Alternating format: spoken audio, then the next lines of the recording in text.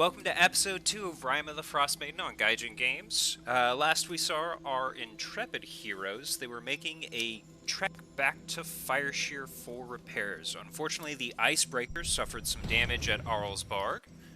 Thanks for the follow. And during their downtime, they've got about 5 days to work with. Tristan is going to spend some time searching through Griggle and his wares. Make an investigation check. Can do. As soon as I open D&D Beyond. There we go. In the meantime, Ari is convorting with the crew and playing some games of dice, cards, or whatever she can get her hands on. Make a performance check for us, Ari, as you gamble for a little extra gold. Do you cheat during this process? I cheat if I think I can get away with it, but I'm sure there's going to be situations where it's not worth the risk to cheat, but if I think it'll be an easy mark, then I'm probably going to cheat. Alrighty. So with a 14, you're able to make about 6 silver pieces with your efforts in gambling, storytelling, and performance throughout the half a 10 day you have. Tristan, with your investigation, you've got the initial 3 adamantium bars, but you're able to find in some of the odd-shaped crates that were brought on board out of his forge an additional 2. So the party now has access to 5 adamantium bars. Is it okay for me to guide myself for that, just in case it has an effect? Yeah, go ahead. With a 22, you're a little bit more thorough. You're able to sort and rank his ingredients a little bit better to get a system in place for everything that you pulled out. While I am thrilled to find more adamantium, which, by the way, is insanely valuable, guys. Anything in the notes specifically about those powders and all that? I believe we still have the package that was sent to him, right? Correct. It is entirely in Undercommon, and it is coded. So you've been able to identify the language, but unfortunately, beyond that, it's going to take a cipher as well. And I take it his own notes are probably like nonsense, considering he was failing in his own experiments. Exactly. You're able to see what he was using. So the ingredients list is pretty straightforward, but as far as why he chose what formula, he did not include that in his process notes. And last question, I swear, if I experiment with the powders themselves, are they actually even effective? They're incredibly effective. They're distilled, they're high quality, and are not from around here. Probably not even from the Sword Coast. Either produced by a master in the craft or imported. Can I try to load some of that powder into some bullet shells? You can substitute. So any of the ammunition you have on your person, you find 3 powders. One is yellow, which represents either thunder or electricity. One is red, which represents fire. And one is purple, which represents some sort of kinetic or explosive force.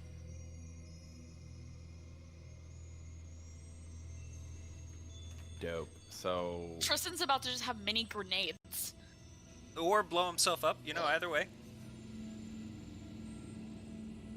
yeah, I mean, I'd like to try to load some bullets. I mean, and if I have to, maybe craft bullets. I don't know if I would need a forge to do this. I feel like loading ammunition isn't the most complicated thing. No, with your Tinker's tools, you're able to do everything you're describing as long as you don't have to make more of the bullets themselves. So any of your smoke powder bullets, you can transform into an equal amount of one of these materials.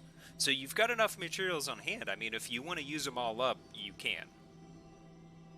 I was going to say, doesn't one of your Artificer infusions give you unlimited ammo, or am I imagining that?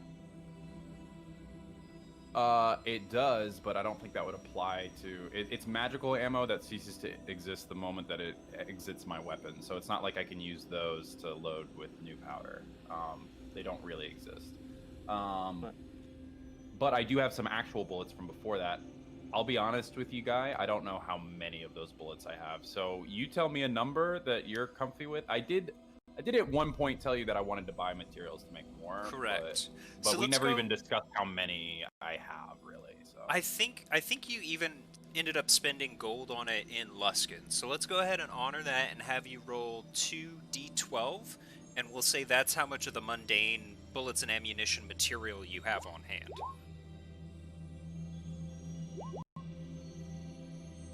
not bad. Okay, so 16 rounds, and we'll do 4 of each. We'll do 4 with the purple powder, 4 yellow, and 4 red. Sounds great.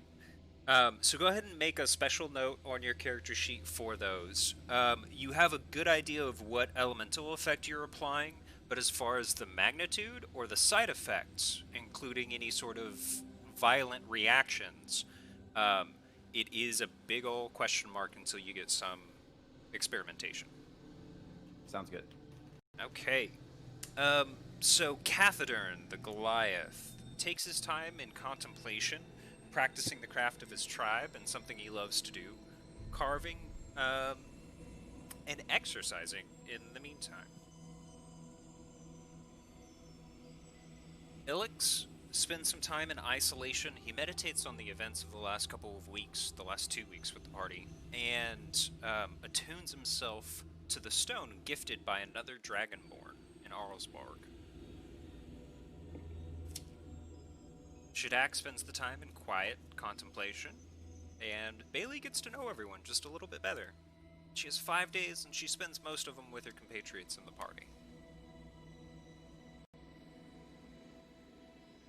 I mean, there's 5 of us other than her, so she really could spend 1 day with each of us. Exactly. Yeah. You're welcome. I'm sure each of your characters loved it. She probably made it easier for R to cheat just because she's so loud and rambunctious. Okay, I'll be the distraction. Bailey just spends like 2 hours straight just yammering at me as I just kind of slightly grunt and pack ammunition. And she will think that she is the bestest friends with Tristan. Despite all of that. Despite any evidence to the contrary. About 5 days later, you do indeed pull into Fire Shear. The icebreaker's been able to limp along, and crews have been bailing out water from the bottom deck throughout the night, including Briggle himself. He doesn't want to drown. As you pull in, we've got 2 new tokens representing Cathedern and Ilix, some fan art made by our players. We wanted to show off just a little bit tonight. You're greeted by the town leader on the docks. She warmly welcomes you back and gives you an opportunity. She wants to discuss your custody of Griggle in the long term.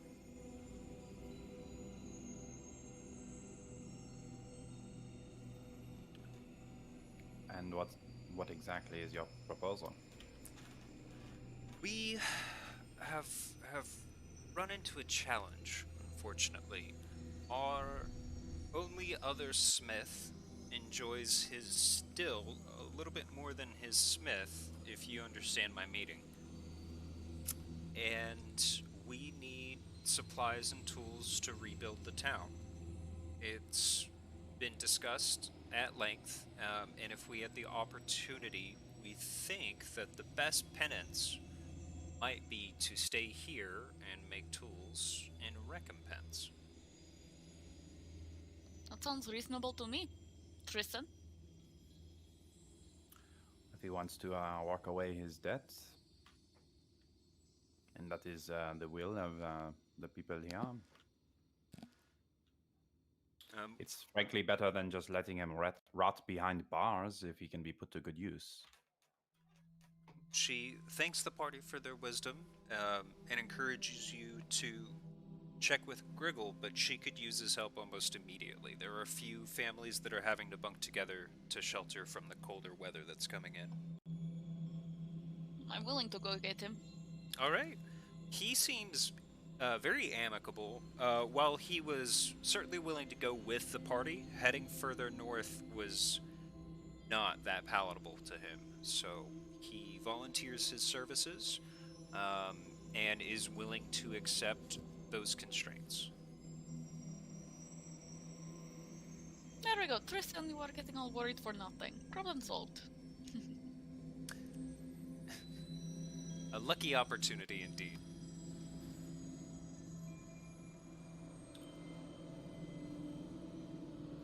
There is the issue of what to do with the remaining components of his forge. He certainly doesn't have enough on hand with what you left behind to do the task before him, but not all of the components, in Tristan's estimation, would be necessary to get the job done.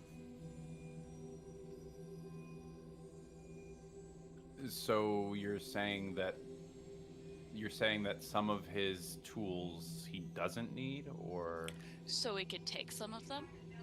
Yeah, not explicitly. For example, you can't imagine elemental powder being useful in creating locks and bracings for timber. yeah, we'll take those off his hands. Yeah. Okay. So, go ahead and put each of the elemental powders in your inventory, as well as a finishing resin. So, for elemental magics and stuff to be applied in this way, there is a coat that you put on the outside to preserve it. So you've got so many of each elemental powder, and then so many of the finishing coat that prevents it from degrading in your inventory. Everyone got some of this, or this was just Tristan? This is just Tristan, basically navigating Griggle's Yeah, that's inventory. what I thought. That makes sense. Yeah. In the So I'll make an item for finishing resin and an item for the powders, and then I'll add the ammo that I made. Good? That sounds great. And then I'll provide you some details either as we go or quantities later tonight. While we're still in Fire Shear, Guy, would I be able to check to see the lycanthropy that I had acquired last session? Just general medicine check? Yes. So if No, you got it cured, remember? We got it I cured just by want the to make sure Dragonborn. that the Wolfsbane actually did the full job and that I don't still have anything lingering. it's a Wanna make sure you follow-up, didn't get ripped basically. off. Yeah, sort of a medical checkup, if you will. Okay. So an 8 medicine. As far as you can tell, the wound seems to have cleaned and be healing nicely.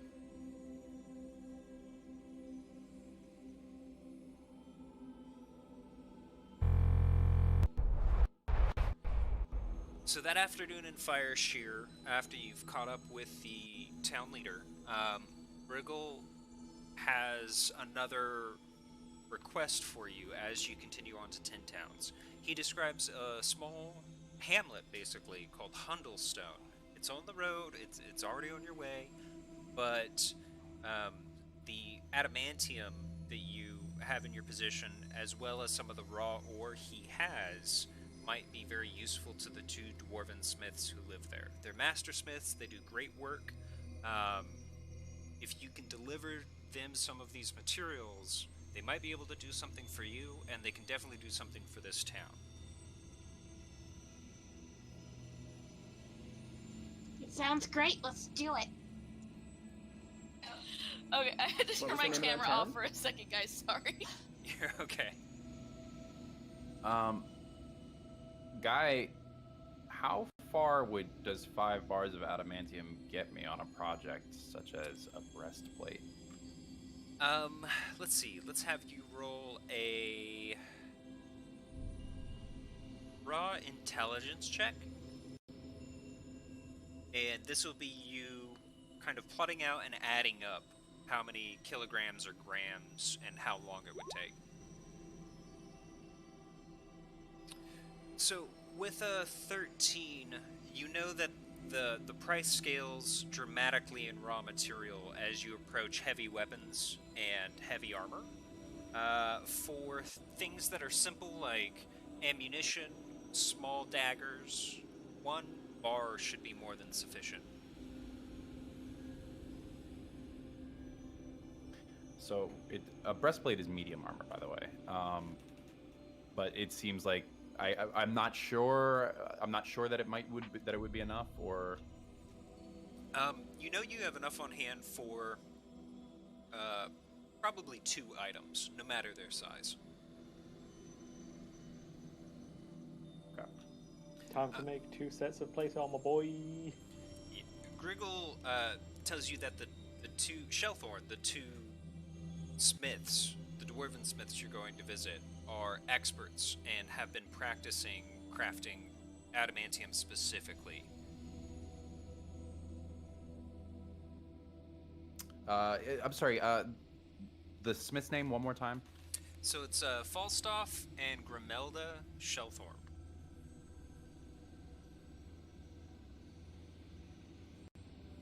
In the town of. Hundlestone. Got it. He says that the town's about 50 miles away, but it's patrolled territory and fairly calm, as long as the weather treats you right.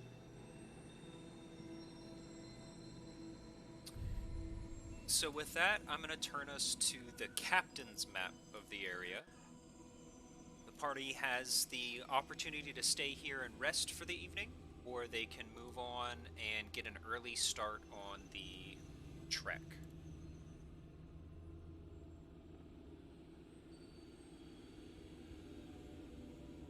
I mean, we've been resting for the last 5 days. The way I see it, lads, let's just get out here. Well, we were resting on the ship, right? We weren't resting in the town. Correct. You've just arrived in the town. You have about 5 or 6 hours of good daylight left. I think it would behoove us to do some shopping for some supplies and stuff, you know, get some extra rations and things like that, just extra basics. Yeah, more food. To be honest with you, I'm a little short on cash, but coin. A little short on coin. How... You all have to deal with the weather, eh? Yeah, what's the, day... how many days is it from Fireshare to our next destination?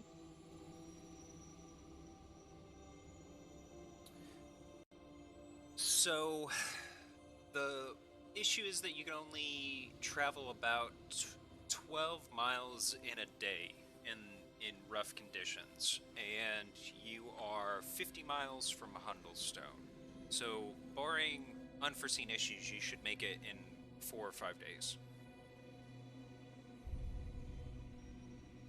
Okay, I think everyone's got 10 days of rations. I'll say, how much do rations cost again? I think it's 1 silver for a day of rations, is it? Or am I making that up? No, that sounds right to I me. am making that up, apparently. Oh, what is it? Apparently it's 5 gold pieces. Ooh, For 1 day?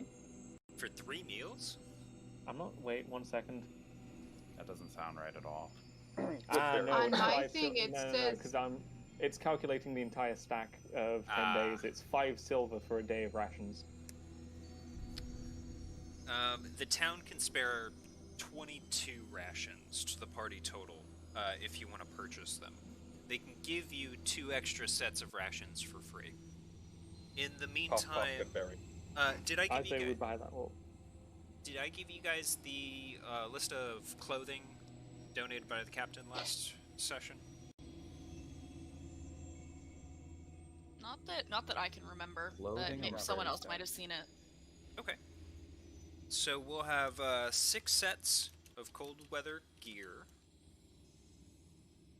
6 sets of snowshoes, and 3 sets of crampons. 3 sets of what? Crampons. They're spikes, kind of like cleats. Oh, like walking spikes. Yeah. For ice. So I assume then that's one set of clothing for all of us and one set of shoes for all of us, right? Since Correct. there's 6 each. Perfect.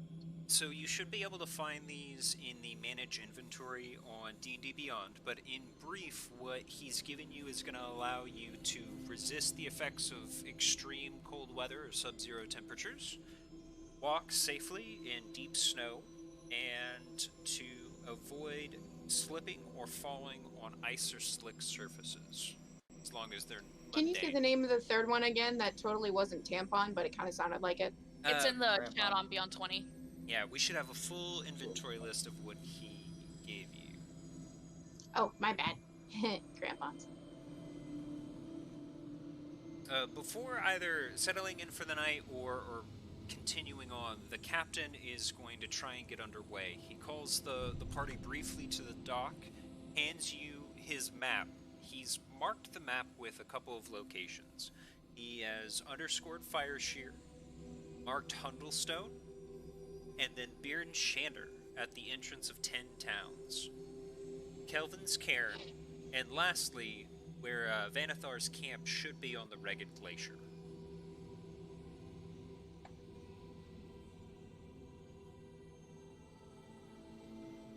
Can I just say that the Spine of the World is the most metal name for a mountain range ever? It's so good. Straight out of Wheel of Time, baby. There we go. I would have gone with Warhammer myself, but fair enough. Alright, so the party gets the map. They also get a handout from the captain that includes all of the details left for the delivery invoices. So it's 3 sheets of paper that should now show up in your inventory.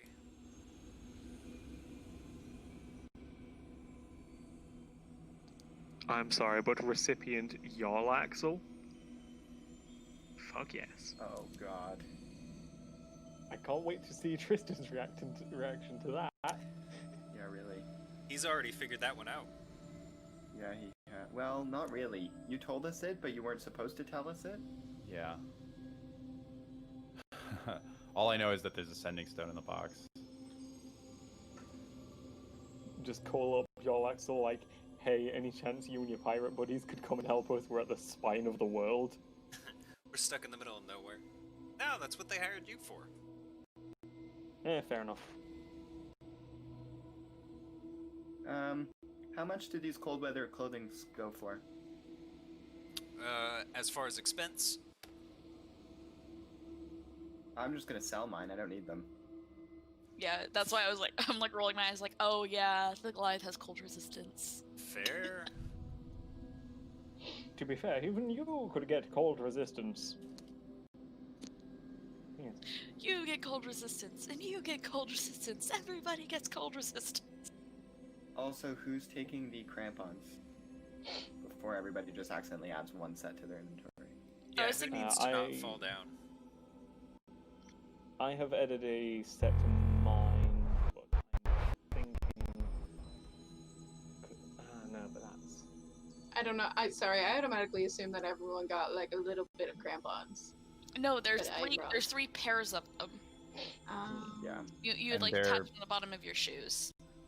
I mean, we could each take 1 and just be good on like our right foot, but it To might look a be little clear, easier. to be clear, what we're just talking about is basically a little bit of metal spikes that you put on your We should boots, buy- right? Yeah, that's Yeah, exactly they- right. Yeah, that they help with you. ice. dig in Maybe and we climb. should just have those with the lowest dex. Why don't I just go with Griggle as he's setting up his new forge and make a couple more? I mean, that sounds like one of the easiest smithing projects ever. Like, You I was going think- to I was Might need going a to pull a claw. Bailey and say we should make some ice skates. Can we between make ice skates? between you and Griggle, you think that you can get the work done, and if you can get one more strong member to direct, like Cathedern or somebody, you can probably get it done before the morning. And I'll I've help. got wings, so I can go without a pair because if I fall, I can probably just fly. You heard of wind? Blizzards. Yeah, but I mean, but if I'm just like falling straight down, like down a mountain, Yeah. I can use my wings to like parachute. Bye, Ariana.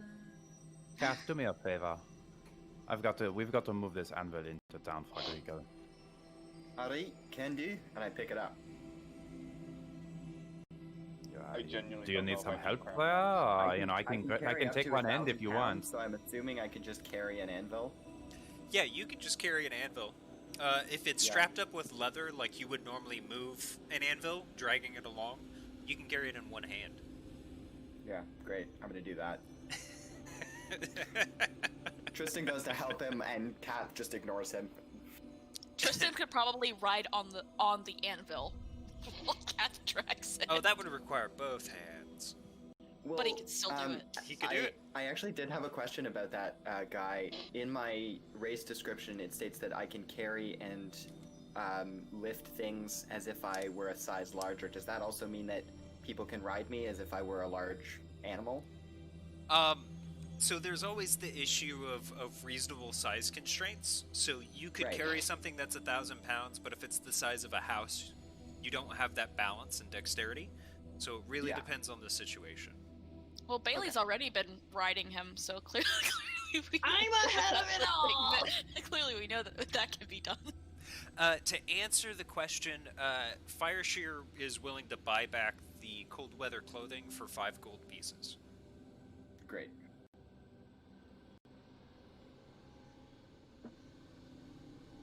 Okay, so it sounds like the party wants to take the opportunity to stay overnight, rest a little bit more, and finish gearing up for icy weather.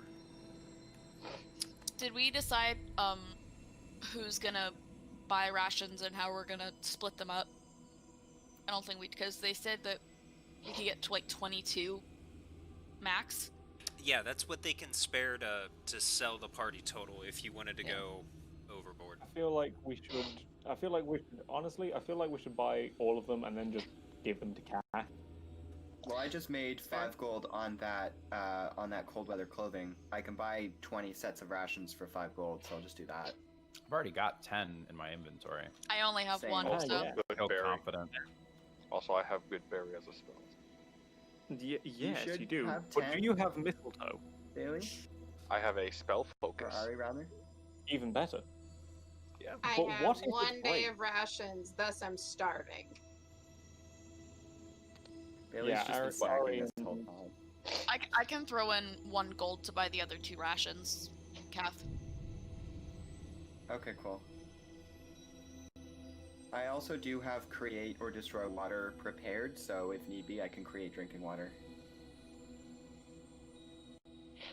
Do they have a tavern here?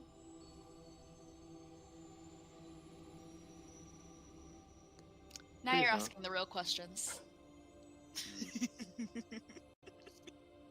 The last time I got a monk drunk, it didn't end up well. I'll say that. It's a good thing I'm not a monk.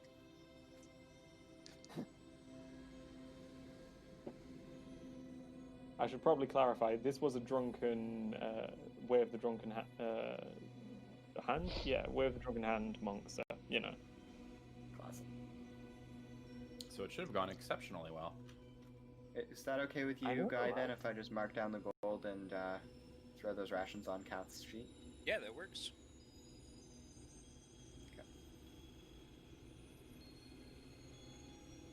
So I think it's time that we discuss where we should head next. Well, sounds like you've got a contact up north. Some dwarven smiths.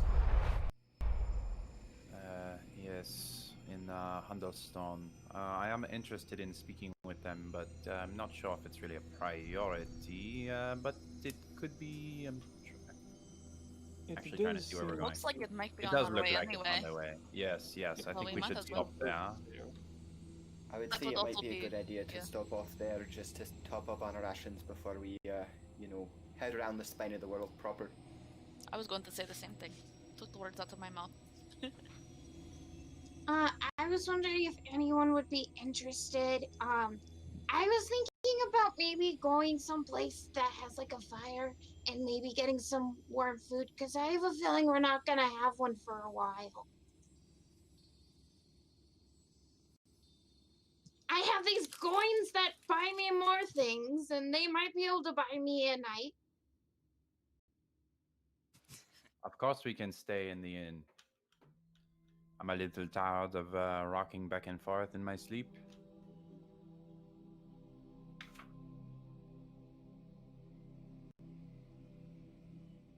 All right, then so I guess we're going to the inn. the party settles into the Fire Sheer Lodge, which is a little bit more of a public house than a proper inn, but there are comfortable lodgings in the lofts that surround the central space. Each of you is able to get a cot to yourself and a little bit of space to your own devices. The night passes uneventfully. Room and board are provided, with some limitations. They only have basic beer to offer, some cured meats, vegetables, and bread. In the morning, you awake to a beautiful sunrise and a very clear sky for the last couple of days. Is there any other business before the party sets to the trail? Catherine, you seem to have an interest in the weather. Can you give us any insight? Well, you ken how the other day I was talking about chaos and how a lot of life is filled with it. The weather for me brings a lot of peace. It brings a lot of peace of mind. So it's just sort of something I felt the need to chase around ever since I was struck.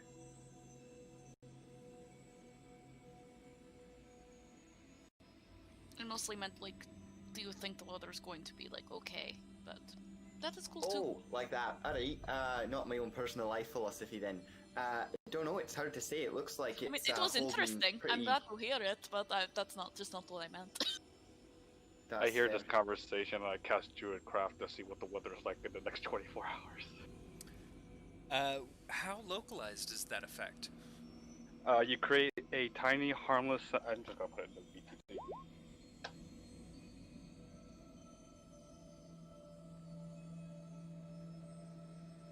So drawing upon his naturalistic and primordial powers...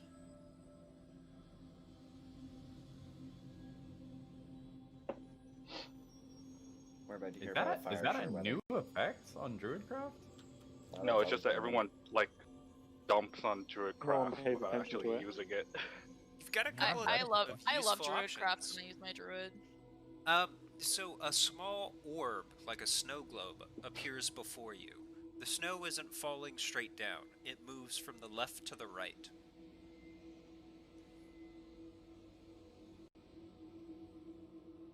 I show it to the Tempest Cleric and say, what does this mean? It doesn't look good. At my guess, that would be a blizzard. A lot of wind and a lot of snow. That or you're holding it the wrong way. You're doing it wrong, Druid.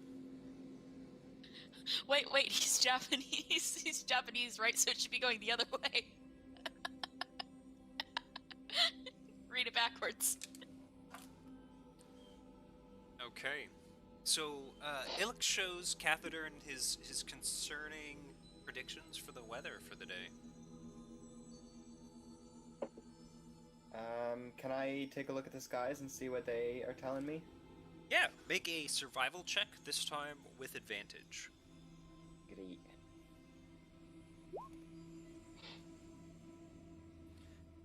I should do it. There are dark clouds to the north and to the east coming off of the spine of the world, kind of moving down the mountain range. They're being met by higher, lighter clouds coming off of the sea proper. Sea of moving ice. You think... You'd mentioned last time that the weather over the Dale was pretty static and not moving. Is that storm still localized and staying there? In the morning, it's all gone when you wake up.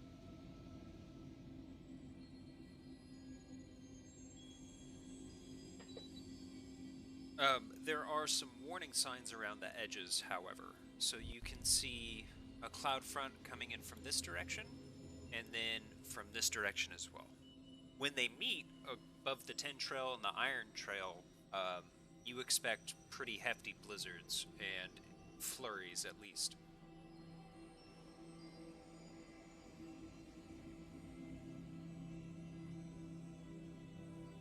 Kath takes out a notebook and writes all that down. Excellent. You imagine you'll be able to use this to your advantage in the future when you're trying to navigate the storms themselves.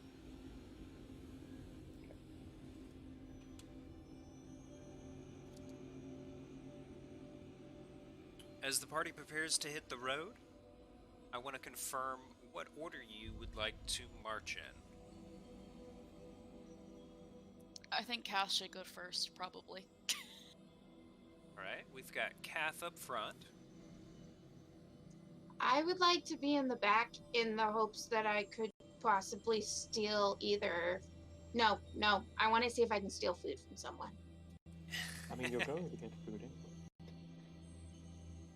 I'd like to be sort of like behind Kath, if that's alright. Sort of, if we're doing it in like a 2x3, then I'd like to be just behind Kath.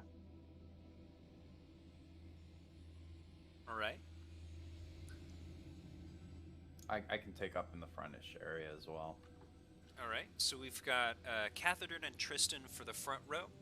Middle row, right now, I've got Shadak and Ilix from the last time we went through this. And then on the back row, I've got Bailey and Ari, unless there are any That's fine with me. alterations. Excellent. For the first couple of days, there are no issues. You have relatively clear weather, light to moderate snowfall, decent visibility. But just about 12 to 15 miles outside of Hundlestone, blizzards set in. Every hour that you try to make progress, we're going to make a survival check. This will be whoever the party would like to designate, and then any assistance you'd like to provide as well. I vote Kath again. I'd like to, if Kath is, like, I'm not proficient in survival, but I'm decent at it, so I'll assist you if you want. I'm not proficient in survival either, but I am also decent in it, and I can guide myself, or you. Who has the higher wisdom? Is it the cleric or the monk? For now, mine's 15. Mine is 16, so if you want, I don't mind. Unfortunately, without putting yourself to a test of wits, it's That's so a fair close, point. you're not exactly sure between the two of you. I'm 15 wisdom as well, but I have the stone. Just put that out there. So is the druid proficient in navigation and survival? Okay. No. I think we should just stick to what we said. If Cathedern and I are up front, how about I assist Cathedern as he makes a roll? Just since that makes sense with how we're laid out. We're the ones at the front. Yeah. We're the ones foraging, right? Or so we'll have forging forward, right? We'll have Cathedern and Tristan just a little bit ahead of the party, kind of forging a path, while the rest of the party keeps an eye out. Does that sound good? Yeah, I'm just gonna be pushing through the snow, like trying to create a path behind, and I will guide myself on this. Give me 1 sec. And I'll aid him. I do have both torches and actually goggles of night, so I'll aid him by trying to see through any shitty, windy snow. With those additions, you're actually able to make it in 3 days before the blizzard sets in. Okay. Is this the kind of blizzard that's like we cannot go further, or like snows are blowing, but we can still continue to march through? If we're 3 days out, we're like a days away from. Yeah, you're less than a days away from Huddlestone. At this point, as long as you're able to make consistent progress, you know you'll be there this afternoon. So for the next hour, you're able to proceed. After that, the Tin Trails once again is covered up by dunes of snow and flurries of ice, and we'll make another survival check. So for hour 2, again, you'll have advantage on this, and then guidance would be available as well. It's shift for advantage? Correct.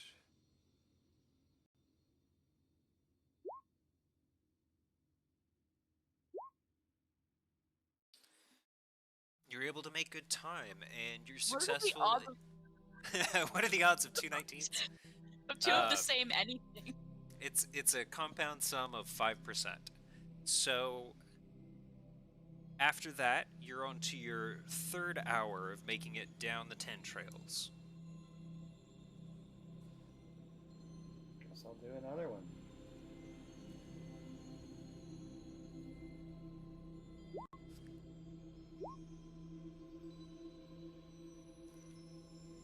The party continues to make good time as Catherine seems unfazed by the unwieldy weather. Yeah. We'll roll again for the 4th hour of your trek. Would we be able to know how many hours we have left to get to the town of Hundlestone, or? You feel in your stony bones that you're very close. Okay, cool. There's like signs of the town getting closer, kind of thing.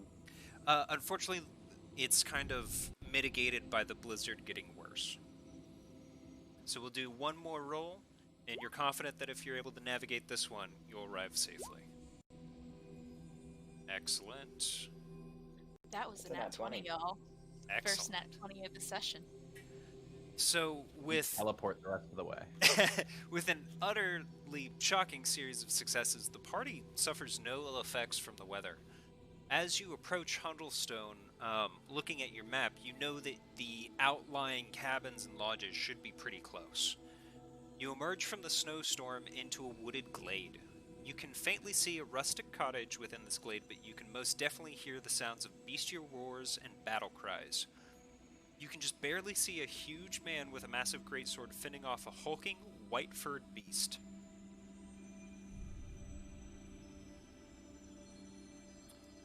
Oh no. Do we know what this white-furred beast is? At this distance, you can barely make the outline of these shapes. Each one of these squares represents a... Hold on just a second. A 10-foot increment. I'm not seeing it anywhere. Yeah, I've just got black. Oh, there it is. Oh, wait. There we go.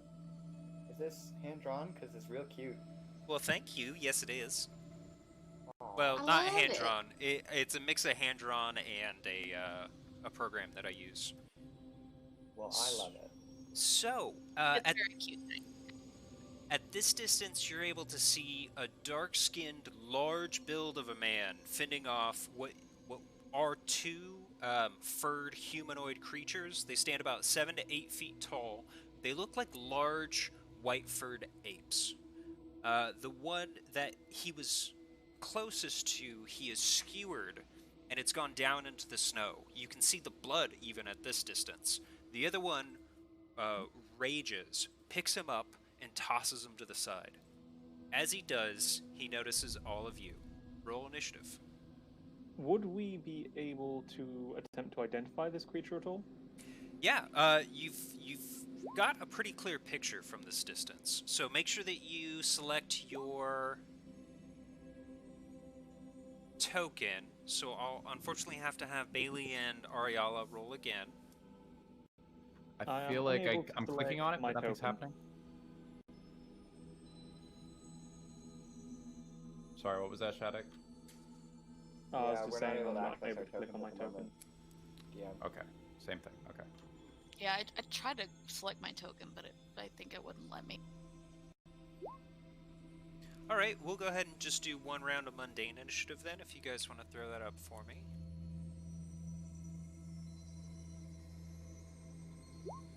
Yeah, it says you wanted to send the result of the roll to the turn track, but no valid token was selected. That's weird. It's a little Should I strange. just go with my first initiative roll then? Yeah, we'll keep the first one for everyone who's had to double roll. So many nines. So Oh, many. no. So many nights. And what role would we need to make to try and identify this creature? So it would be nature or a raw intelligence check.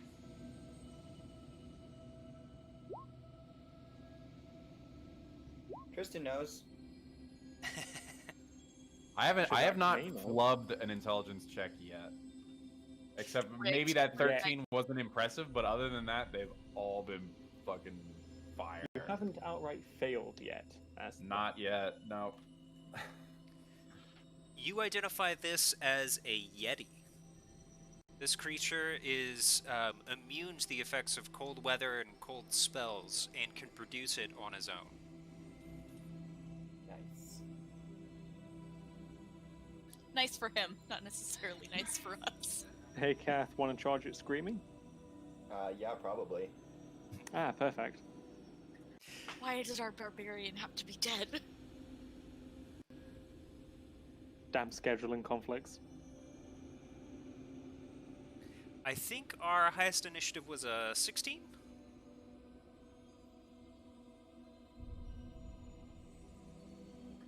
Yeah, that was me. So, Ari, what would you like to do with your round? I would like to kind of skirt around the side and like head towards the guy who got thrown, just to kind of like get to him and see if he's like still alive. All right. It looks like I could probably get about halfway to him with my movement speed on foot. Would you like to take your full turn to move, or would you like to do a partial move and then something else at the end? I'll go ahead and do full movement then.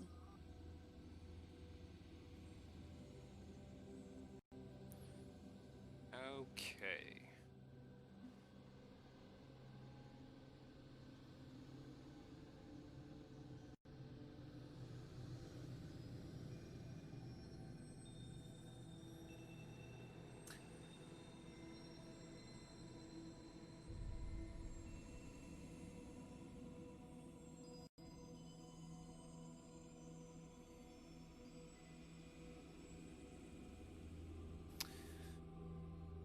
Ari dashes forward 60 feet, kind of flanking the road itself and moving towards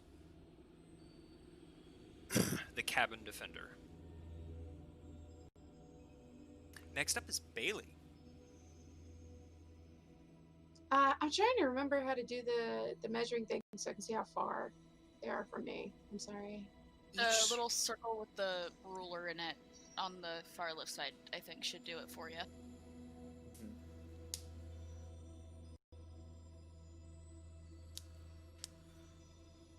Snow monkey. The fourth icon. There you go. Okay, hold on.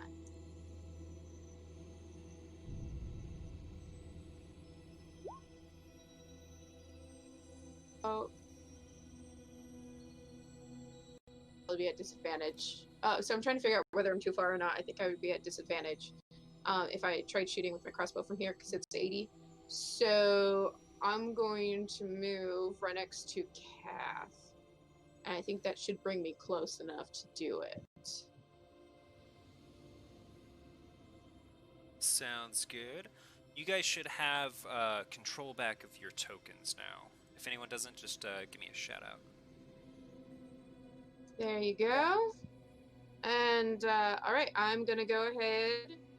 Well, first, she's gonna be like, I don't really know what we're doing, but I'm just gonna assume I'm gonna shoot the big furry thing that seems very angry. Yeah, I think that's a good idea, Lass. Okay. Alright, Bailey readies her crossbow. Would you like to try and take a shot this round? Can I? Yeah? Shoot the monkey.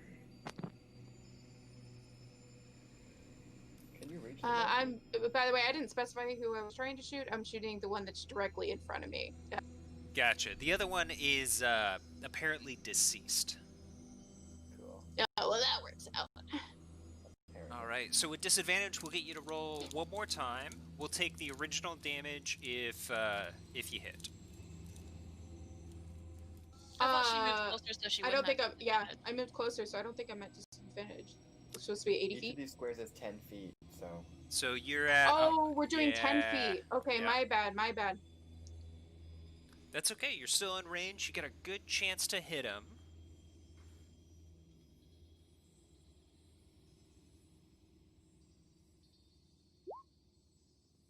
Just for clarification, guys, is it the top one or the bottom one that's dead? The bottom one is dead. So the one that's in a ring is still active. Okay, so with 11, you're going to fire just a little wide. Bailey moves forward, fires a crossbow. After that, we're on to Ilix. Should I try to restrain this thing?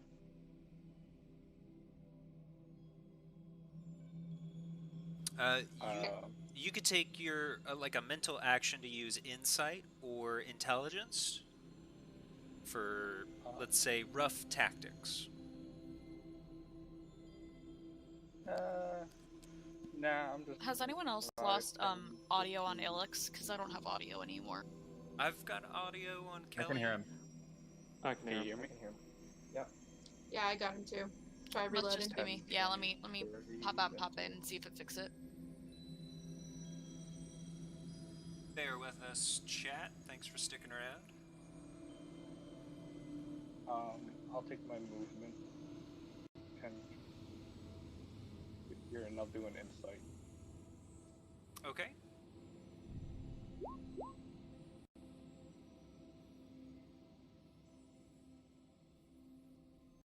So with a 13, you think this thing is ferocious and dangerous if it gets its hands on you. The best way to deal with it might be to either scare it off, restrain it, or overwhelm it. Guys, this thing is dangerous. Don't let it touch you. The big, hairy thing is dangerous. With the claws, it's dangerous. Ilix, Okay, so like, don't miss next time. Got it. Ilix disseminates the information to the party. So, bonus action if you'd like it, if you've got any to use. If not, it'll be Shadak up next. I'll activate my shillelagh. Shillelagh wraps itself around his walking stick. Shillaggle. Shillaggle. I had a group that Yes, would we beautiful would all shillaggle. just say shalalala because none of us could figure out how to pronounce it. I mean, the spelling doesn't help. No, it's very Irish. And as an Englishman, I'm not too fond of them. Anyway, It's very Gaelic. moving past English history, I will That's simply a move. bold statement, considering a couple of the people you have in the chat. True, however, Our chat leaves. We got some beef, Billy. Bye, everybody. All right, so Shadak, got a move, action, and bonus if you'd like it. Yes, I shall simply move forward. Don't forget, as I am a monk, I do have the extra walking speed. So I can move 40 feet forwards. And I shall simply use that as my turn, just walking slowly towards this creature. All right. Would you like to use this opportunity to prepare any reactions? No, I'm fairly confident that it won't be able to reach us very quickly. So I think I'll just stay calm at the end of my turn. Alrighty, so with Shadak bringing up the front, we've got Catheter next. Okay.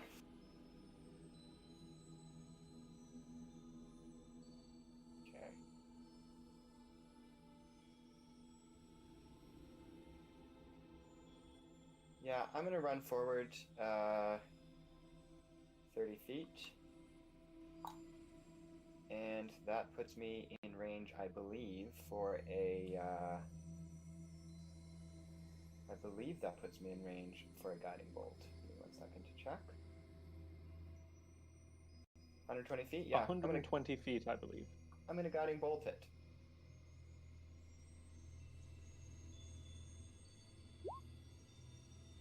Of course you do. Oh my. I love guiding bolt. You strike the Yeti in the chest, enraging it. Cool. Smells like singed fur.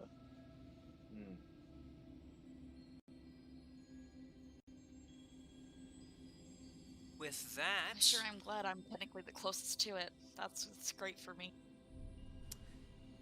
Tristan is up next. Well, this is pretty easy. I'm just dashing as far as I can, so I'm going to move 60 feet. Dashing through the snow. I'm going to stop singing right now.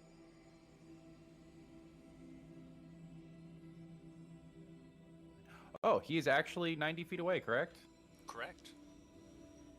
I actually didn't think I would make it into range, but yeah, I'll go ahead and take a shot. You did just use your action to dash. Oh yeah, you're right. Yeah, never mind.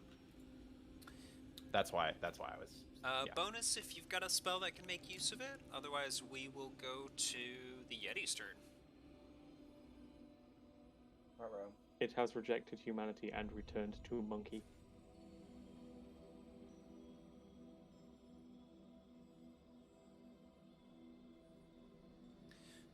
The creature approaches Tristan with an icy glare, and a greenish blue aura emits from its eyes. As it does, you're reminded of the auras that light the sky up north. Make a Constitution saving throw.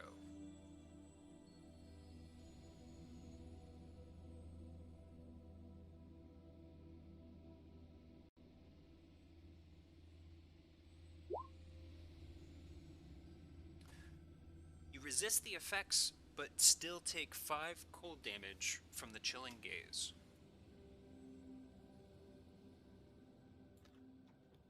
Come at me, you beast.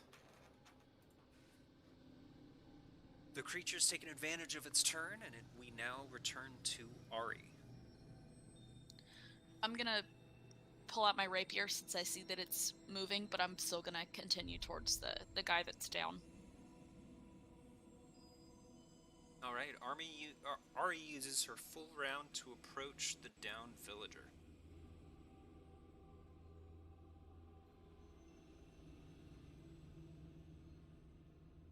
Bailey, what would you like to do with your turn? I would like to move 30 feet, and once again, shoot with disadvantage. Excellent. Would you have disadvantage now that it's moved Yeah, a I bit think closer? yeah, it's moved closer. You might not have disadvantage anymore. Oh, you're right, it did move closer. Wow, thanks, guys. Yeah, it's only 70 feet away, so yay, no. Actually, it would be with advantage, wouldn't it, as well, because of Kath's guiding bolt.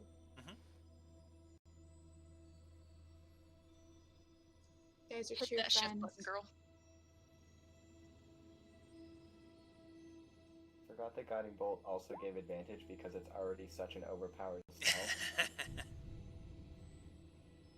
I definitely Do not didn't. question the cleric. I definitely didn't add it to everyone I could in Weekly Wild Waterdeep. Yeah. Yeah, you forgot about the guiding part of the bolt. There's the bolt, and then there's the guide. So with a 17, Bailey successfully hits. She does a full amount of damage. The arrow sinks deep, or the bolt.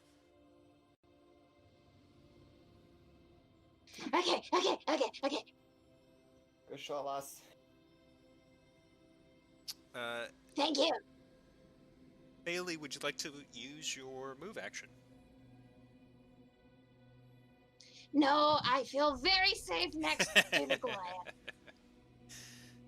Safety first, kids. Okay, next up, Ilix. What would you like to do with your round?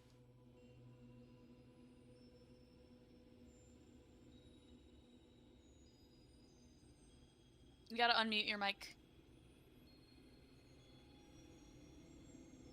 I'm technically within range, so I'm gonna try to restrain this thing before it gets to Tristan. Alright, throw your spell up in the virtual tracker, and the Yeti will attempt to resist.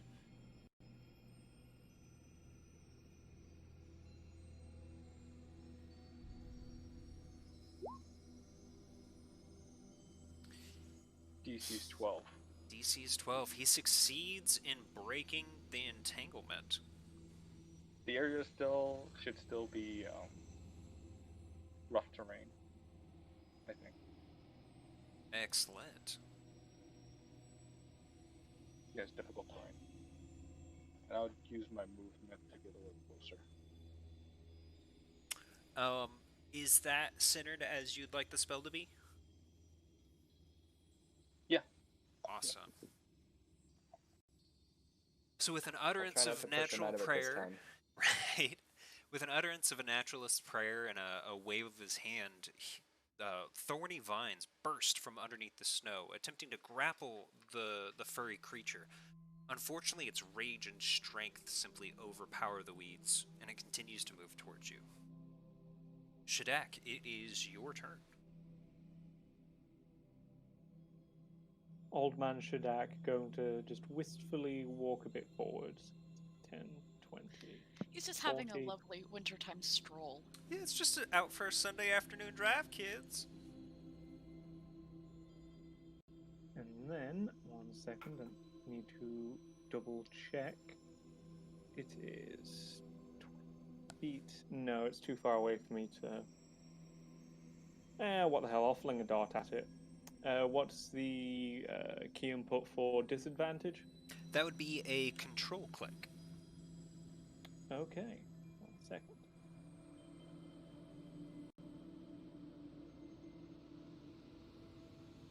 Shadak approaches the creature slowly and calmly, reaches into his belt pouch, and produces a small dart. So on the guiding bolt catheter, how long does that advantage last? I think it's just the next attack, Just but the I'm next checking now. attack. That sounds right. Yeah, the next attack roll made against it, so it's used up. Bailey used it. The Which is dart, because it gives her sneak attack, so. the dart lands just a little wide of the creature in the snow, disappearing underneath the pillowy frost. It seems that my eyes aren't what they used to be anymore. Catheter, we move to you. Okay.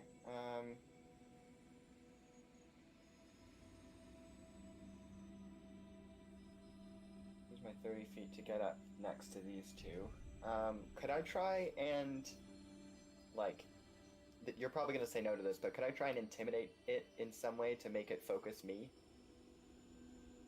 You could absolutely try and use your presence as a greater threat to get its aggression. Okay. If it's alright with you, I'm going to use thaumaturgy to just make my eyes, like, light up with electric energy.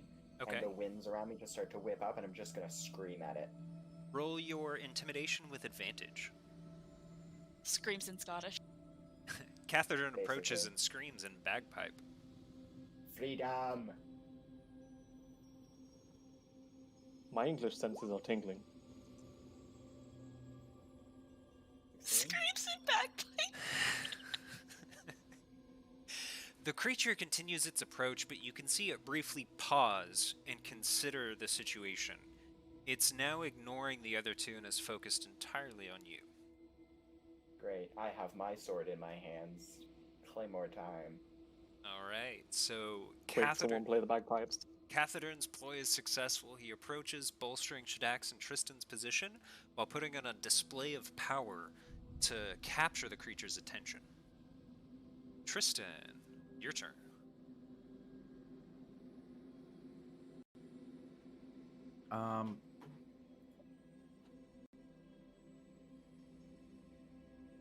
I bet he's gonna shoot it, guys. How much you want to bet he shoots it? No. I still have no idea what that thing is.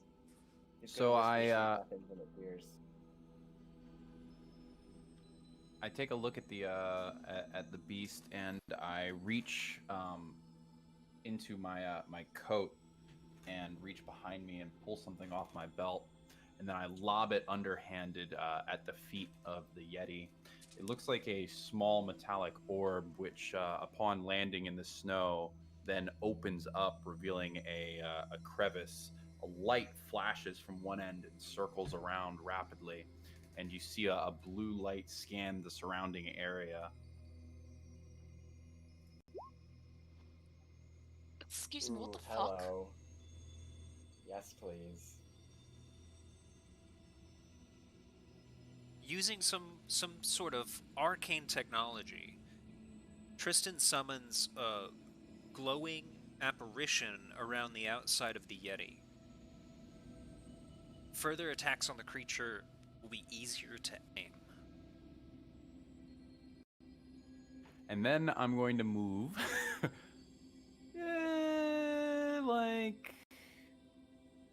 gonna go like this.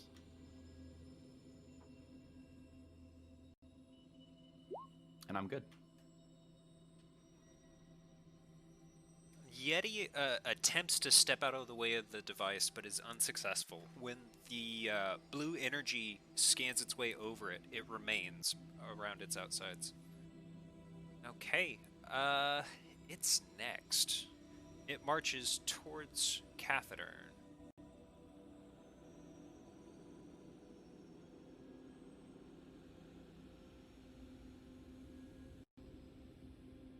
Using both of its ferocious claws and its chilling gaze, it attacks Shadak and Catheter.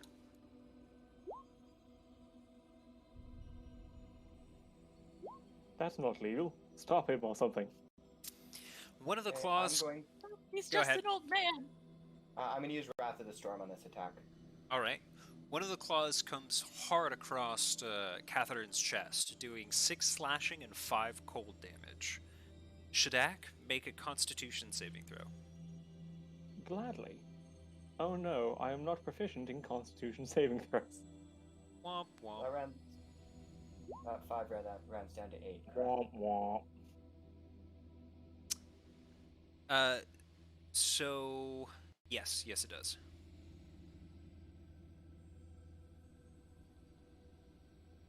Shadak is overtaken with this creature's gaze. You are paralyzed for 1 round and suffer 14 cold damage. No need to worry about the paralysis then. Oh wait, no, there is a need. I forgot that we leveled up, so I am now on 15 hit points rather than my original 8. Well, not Nice. 8, 9, but still. So, reaction Wrath of Storm, he's going to do a dexterity saving throw. As he, strikes across Kath's chest, it just explodes with electricity towards him. The creature is able to pull out a 6, unsuccessful. Cool, 2d8 damage. Excellent. Roll that in the tracker for us. As the lightning bolt strikes it in the chest, its gaze finishes washing over Shadak's body. As the opalescent energy moves down, you see a sheet of bluish glowing ice encase him. He's unable to move, and it appears that he's barely conscious. 8 damage, excellent. There is a scorch mark left on its shoulder. You can see charred flesh and singed fur.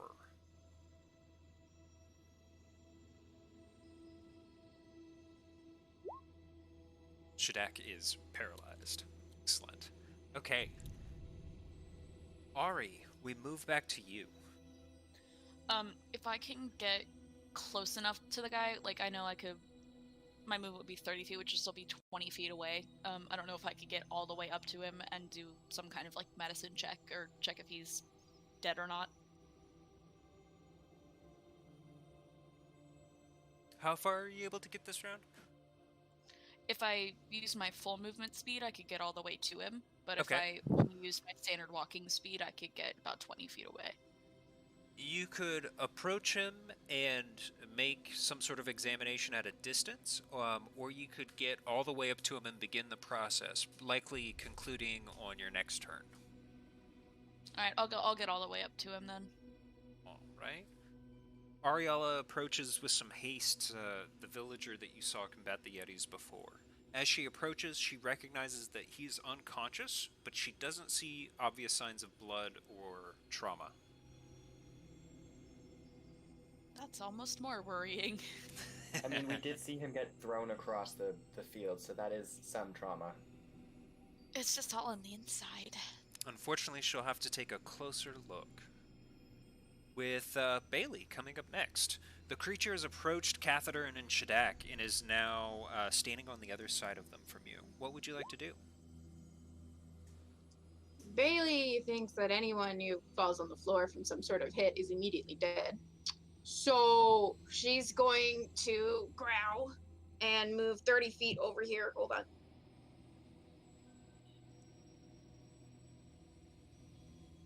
And she's going to be like, no, I'm not losing another friend. And she's going to get out her crossbow again and shooty McShoot. Shooty McShoot. With advantage. Bailey's eyes naturally track the glow that was provided by Tristan's device. Roll with advantage. She strikes it in the Oh. eye. Jeez. For a critical hit as well. Sneak attack. That's a critical Full hit. 9 Holy shit. yards.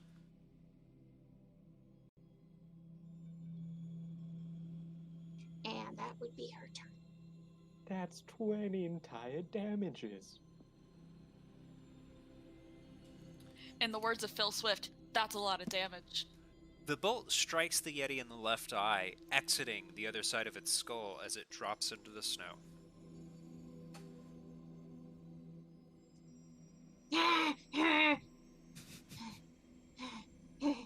Angry girl. Screams in forest. Was barely not a barbarian. You can multi-class her later, it's fine. Gonna run over to Shadak. Barbarian rogue. Stompy made stealthy. You know when you Oh, play a right. stealth game and you've got like a super sneaky build, so you're just like, fuck it, I'll just shoot everything. Stealth That's or what the Russian barbarian stealth? rogue is. Regular rogues are stealth, barbarian rogues are Russian stealth. Can I do a perception and see if we can see who that guy was, if he's still around? It's The- stealth if no one can call out. I The believe, guy I'm checking on? yeah, but I believe Ari's tending to him at the moment. No, I'm gonna tend to Shadak. Did you meet Yeah, the someone guy else, who- Bailey? Oh, I'm sorry. Yeah, the I guy who thought got she thrown, went yeah. to Shadat. Okay. No, she went over to the dude. Okay, got it. I've only been moving to him for like 3 turns. I'm zoomed in way too close. No. It's fine. To be fair, we are quite similar. The old right. man space Twinsies. elf and the random Norse dude. Shortly after the spell effects fade, the villager regains consciousness. He hurries you into his cabin. He says, "This blizzard will kill us just as fast as that creature if we don't get out of the wilds." Well, don't have So to tell me Shadak woke twice. up. Shadak's still awake. He was just immobilized momentarily.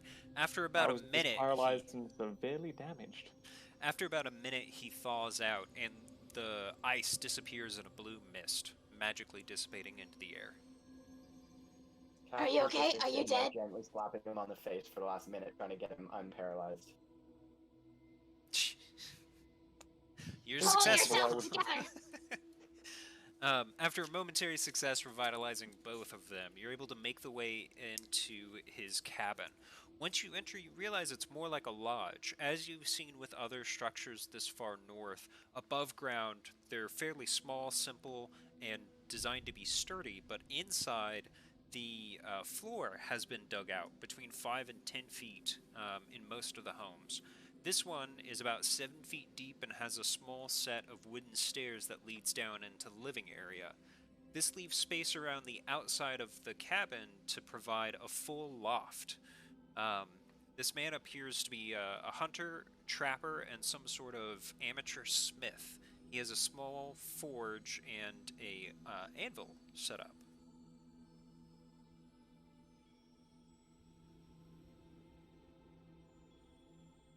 Bailey does her Hi, I'm Bailey. It's nice to meet you. You know what I'm saying? Interruption, introduction. Yeah, I couldn't find the word for some reason. Oh, he's cute. He introduces himself as the adoptive son of, Falstaff and Grimelda, the master smiths you're looking for. His name is Alvin. He offers to take you further into Hundlestone in the morning. It looked like you took quite a tumble during that fight. Are you okay? Yeah, I think I'll survive. I've just got a bruised rib. Now that you're out of the snow and you can kind of take him in fully, he's 6 foot at least, muscle bound and extremely Attractive. hardy. Bailey's smitten. I will Alvin- bonk whoever I Me need and to Jenica bonk over with the here just stick. getting Don't test me. papers. That's why I'm saying, don't test me. I will bonk both of you with my stick. Threaten me with a good time. Oh, for God's sake. Alvin immediately notices Tristan's dress and some of his equipment. You're also dragging along a good amount of adamantium as well as forge materials. It immediately starts asking you about Griggle. You're familiar with the man? Yeah, my folks actually work with him. He's donated an incredible amount of materials for working with adamantium and more difficult substances. Oh, isn't that nice of him? Well, I suppose he's donating a little more, as this was what's the term? Requisitioned from him. He may have not been paying entirely close attention to his experiments, and thus his equipment has been confiscated until he is able to. He is helping to make reparations now, though. Yes. I'm afraid he got caught up with a less than reputable association in his pursuits. Unfortunately, here in the north, you have to take what you can get. Sorry to hear that. I hope you didn't cause too much trouble, but I know my parents will be glad to see you and the supplies. Don't worry, we killed. I mean, we didn't. We took care of him after we killed all the things that burned down the whole town. So it wasn't a big It deal. was not the whole town. It was not the whole town. It was a part of Felt the like town. whole town. It was lot a of the part town. of the town. Was It set was like alight, most of the but- town. Here will survive. But Yeah, there we'll were no survive, they'll be injuries, and reconstruction has already begun, so it will be okay. Alvin, did Griggle share with you any of the research that he was working on? As I'm just an apprentice, I think that would have been reserved for the mastersmiths. Your parents. How long have you studied under them? I've been working for almost 4 years now. Are there any examples of his work around? His sword seems very well made. You're not sure if it's his or not, but all of his instruments about the house, his pottery, his ceramics, his chests, are extremely well crafted, if not made out of fairly basic materials. Simple iron, tin, stuff like that. You have a kiln here as well? The kiln's in the city proper. I'm kind of in the process of experimenting with smaller designs. You can see that the forge he's built is incomplete now that you're closer to it. They have one that's at least 3 times this size, though. Well, I'm always keen to speak with a fellow craftsman. If there's anything you need a hand with while we're here. Well, you've all helped me out tremendously already. I think you just saved my life. I'm happy to have you stay, break bread, and then we can move to Hundlestone once the weather's cleared up a little bit more. Speaking of that, is stuff like that pretty common around here? Creatures like that come around? Unfortunately, yes. As we're moving into winter and dark tidings make their way across the dales, I'm afraid that you'll see more of them if that's where you intend to go. So we'll Dark have to be on our tidings, you guards say? then. What are these tidings you're speaking of? Just rumors. We had heard of some sort of disaster and fire shear about a 10-day ago, which I assume is what you're talking about with Griggle. And since then, we've simply had ominous signs, odd flurries, blizzards earlier in the year than normal. And the nights are getting long, strange.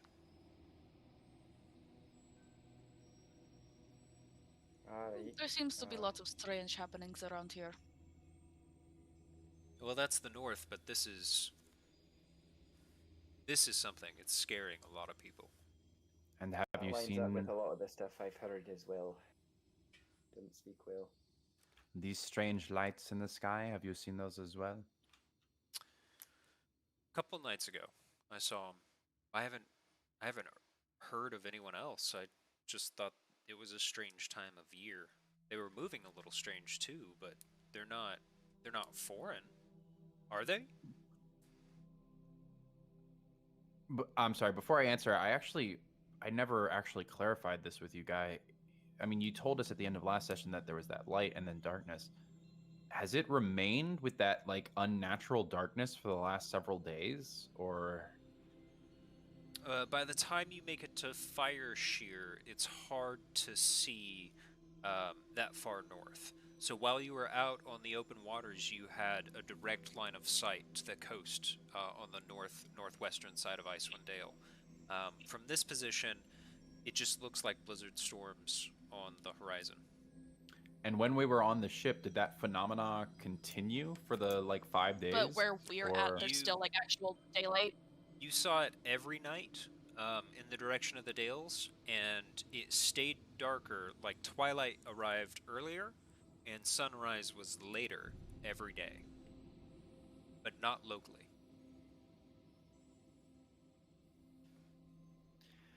Alvin, I'm afraid the rumors are true from what we've seen, but we've yet to get a close look.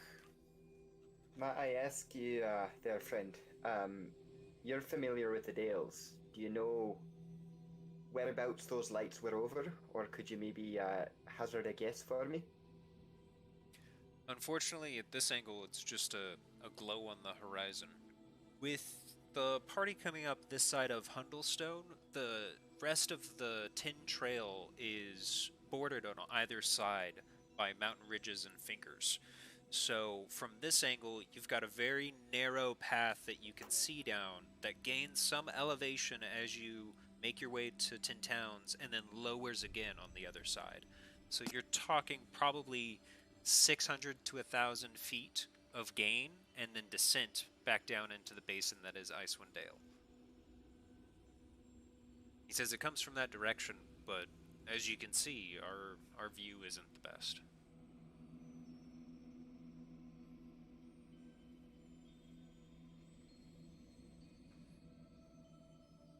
Is it hard to climb it?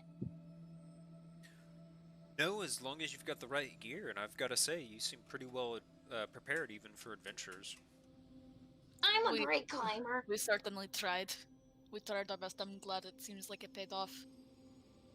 Did we all get crampons? Just sorry to follow up on that. Yeah, you were able to successfully make another set of 3 for the rest of the party.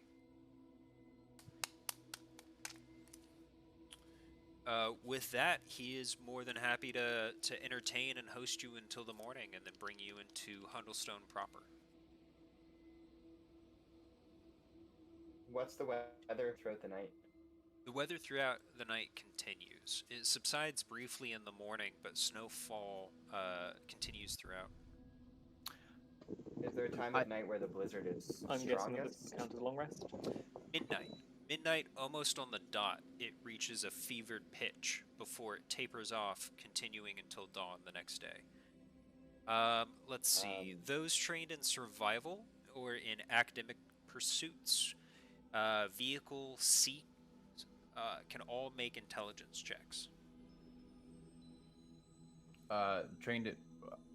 What are we looking at? I'm sorry. I feel like I missed something. Anyone who's trained in survival, arcana, or some other form of academic pursuits that would give you access to like math, time of day, calendars, and then lastly, anyone who's proficient in vehicles, specifically seacraft. So, boating, navigation. Are we required to be proficient in these, or do we simply need to have a modifier that is higher I rolled than for Arcana, but that didn't go well for me. For this Sure, one, it'll be what's it look like? specifically only those who are proficient. Alright then. Oh wow. I finally flubbed it. What do you, True, like the weather gonna be like. I think The you've hour got of midnight to 1 a.m. outside. Cheerspiration for anyone who would like to use it, if you've got it. And then Cathedern will get a survival roll as well. Athletics is not going to count here, is it? Unfortunately, no. Oh, sorry, acrobatics is what I meant, but either still. 21 on survival. The night is about 2 hours longer than it should be. 1 hour on each end. Seems unnaturally long.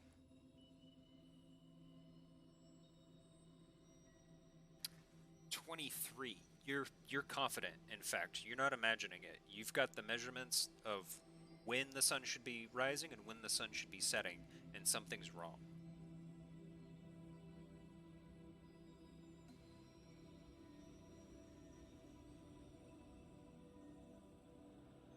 Well, over the course of the extra long night, can I, while we're staying overnight in Alvin's place, can I at some point just ritual cast Detect Magic? Yeah, what would you like to focus on? Let me read it. I'm pretty sure it covers like a 30-foot area or something like that. So it's just looking for anything in the house. I guess specifically I was thinking about any projects that he was working on. He doesn't seem to be using magics in his apprenticeship. So nothing pings up in the house. No. Fortunately, just the party and its gear. Can I use perception to see if there's anything sketchy about this place, like things in his house? You That can makes roll insight or wisdom if you're not trained. Oh, okay. I could do that.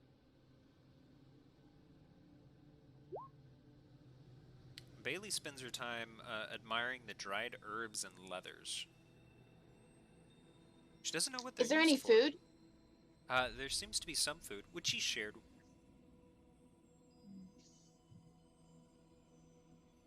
The next morning, bright and early, there's still a moderate amount of snowfall, but the wind has died down enough for a calm trek up to the city. You approach him. Yeah, go ahead. Sorry, Guy. With that 23, could I have spent a little bit of the hour that I was outside when it was particularly snowy, maybe gathering some food? Yeah, we'll go ahead and use that. Okay. You're able to gather the next day's worth of rations for you. I'm gonna bundle that up and give it to Bailey. Bailey receives one set of naturalistic rations. Berries, Wow, and, berries and edible grass. It's Thank like you. trail mix. That's Literally trail mix. Whatever he found on the road. Thank So- you so much, Cass. As you approach the longhouse in the middle of the city, you can see off to the side a shocking number of forges and smiths. There are almost 6 of them that line one side of the townhouse, or the longhouse. As you approach, the largest of them is busy putting out billowing smoke, and Alvin leads you to that one. You see a short dwarf, Falstaff Shorthelm, working in his smithy. He greets you pretty tersely as Alvin introduces you one by one. But at the mention of Griggle's adamantine by his son, he's ready to set to work right away. He says, 5 bars, 5 whole bars, plus raw materials. I can't thank you enough. His excitement is just beaming off of his face. Well, hold on 1 second. What exactly are you using this adamantium for? Well, the ore I'm just going to try and craft into bars myself. So far, I've been having to wait on him to finish the process or import it. Since you have 5 whole bars in your possession, I can make you a couple of things in the meantime.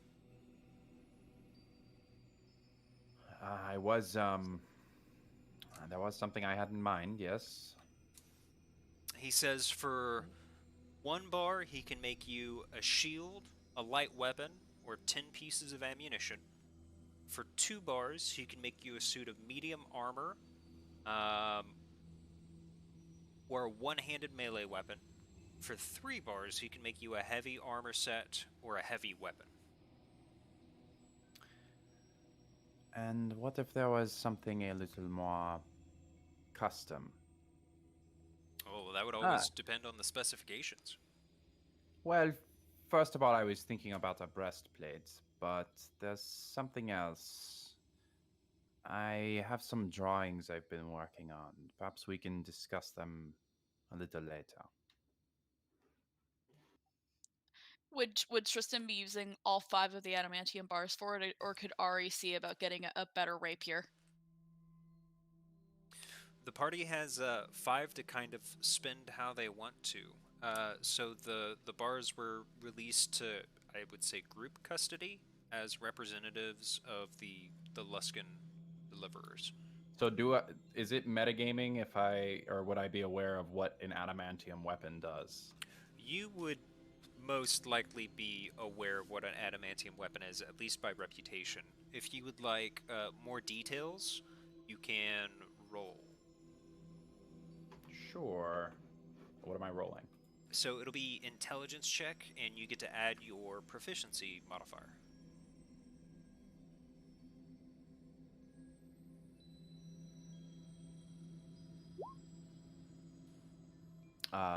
Plus proficiency, so I guess it's a 13.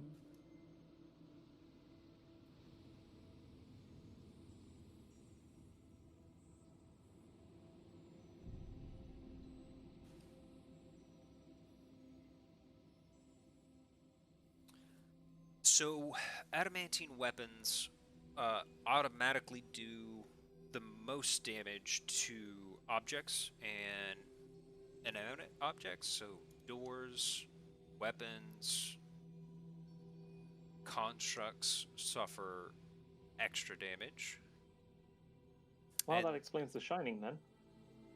for adamantine armor, it seems impervious against even the most critical strikes against it.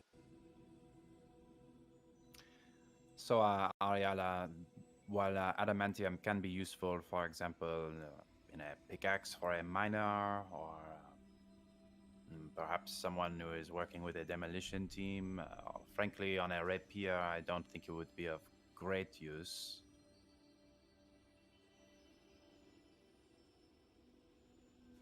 So, Catherine, what type of armor are you wearing at the moment? I've got my trusty chain on. It's kept me safe all these years in the pits. It's done its job. Tristan, you said you also had an idea of what to use the bars on as well? Well, breastplate, but something else is a bit of a special project.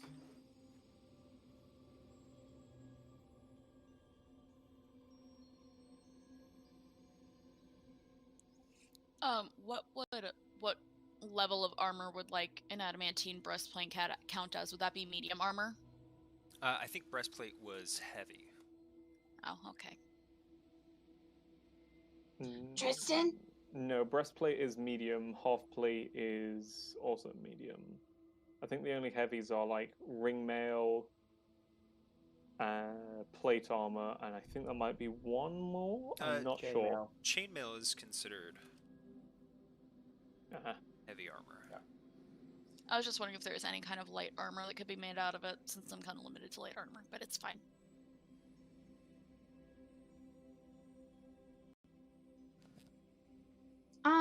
Are you able to use adamantium? Yeah. Okay. Can you use that in order to make more of my bolt things for my crossbow? It would be 1 bar, and I could produce 10 quarrels for your crossbow. Whoa. For the breastplate, it would be 2 bars. Wow. I think it is not a bad idea to give Bailey some more ammunition. She seems to overall be pretty good with her crossbow.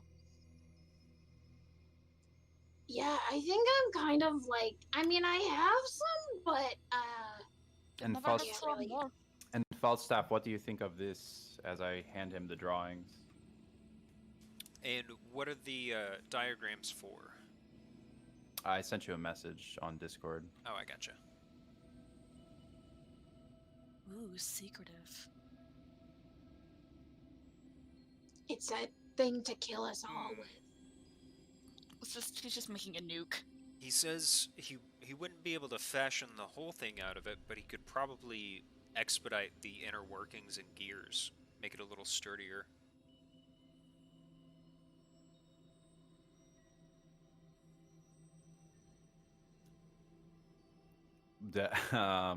Does that sound like it would be effective, or?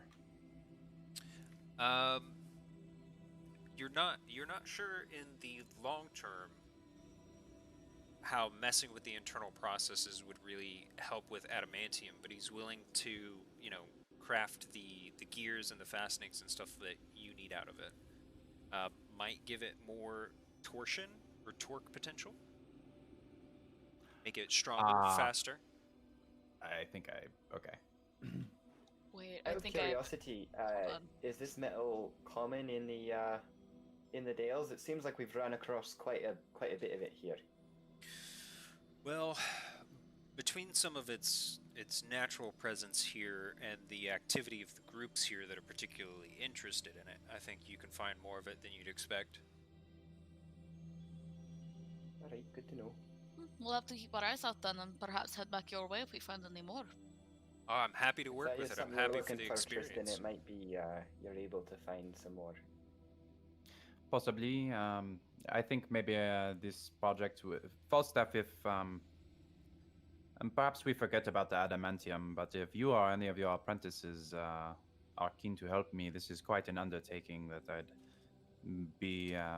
I'd be honored if I could use your forge at some point. But He kind of sizes up the party and the quote unquote labor potential on hand. He says, between me, you, Alvin, my wife, and that Goliath there helping us, I think we could get everything done by the morning.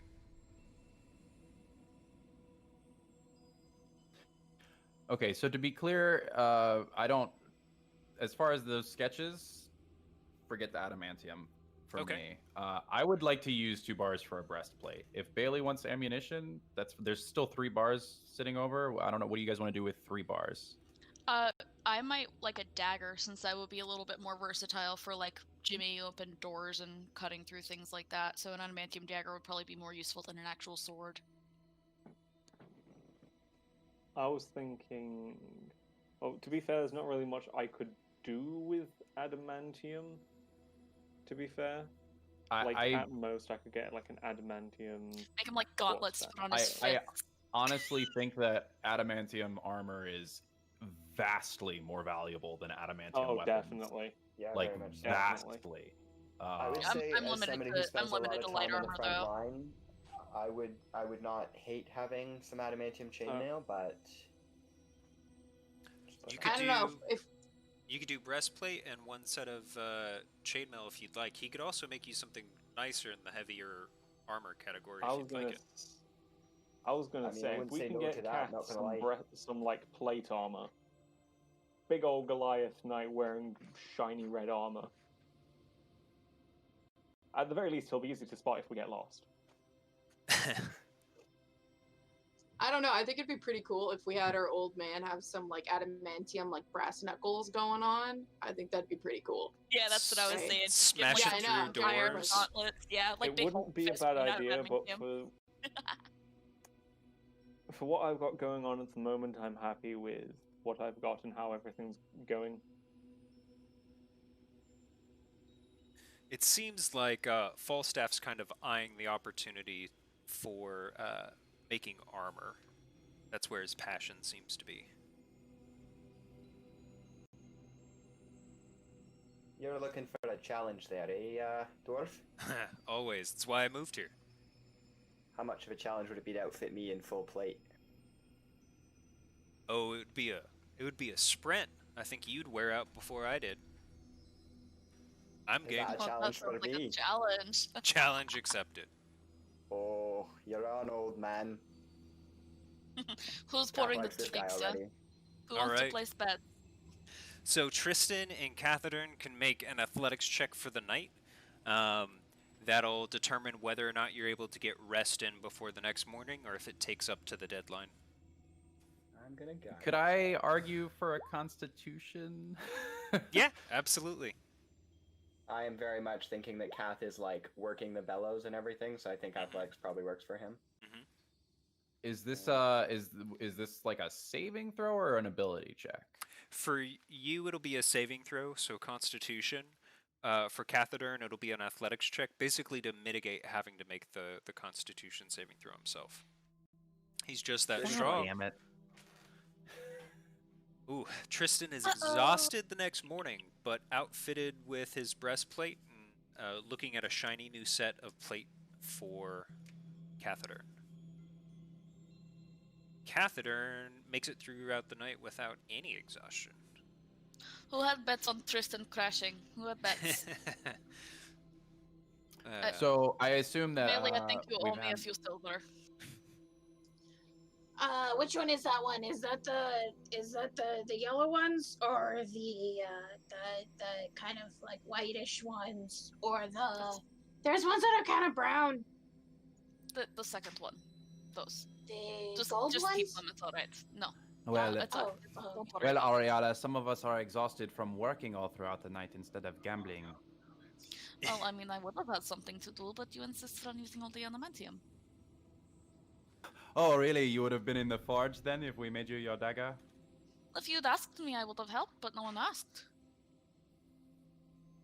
Falstaff, yes, okay. Falstaff grunts and says, "Too many cooks in the kitchen." Haha. I think I've heard the Before we term part sexual ways- tension before.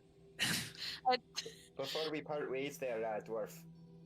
You're strong in the arm, I've noticed over the night. Fancy a wee bit of an arm wrestle? He promptly collapses into his bed as Grimelda comes over and says, Ah. come back. I'm sure he'll be happy to oblige."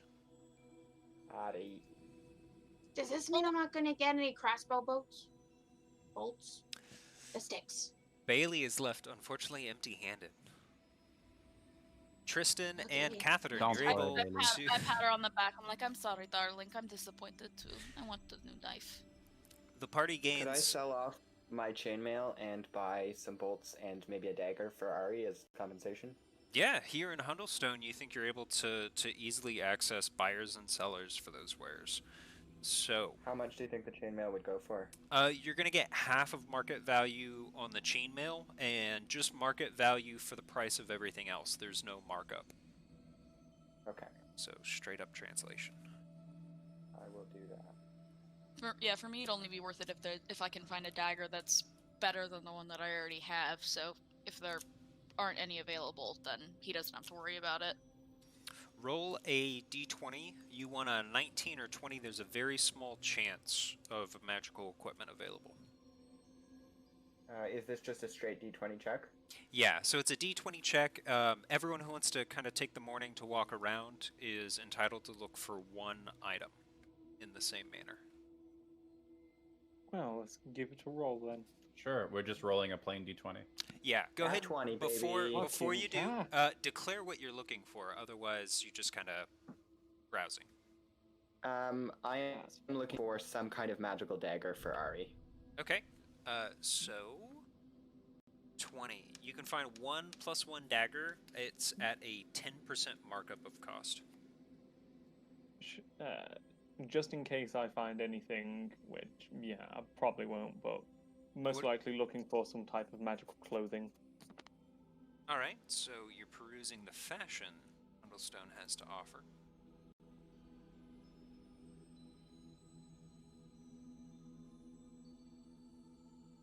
Anyone else out doing some shopping?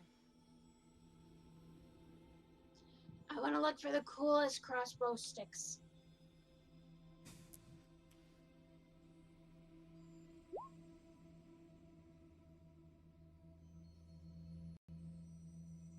Poor Bailey. While they're shopping, how about instead I see if I can drop a sketch for a possible, like, is there any way to utilize some of those powders, like maybe tie it like a little satchel with a starter spark that could go onto the tip of a bolt?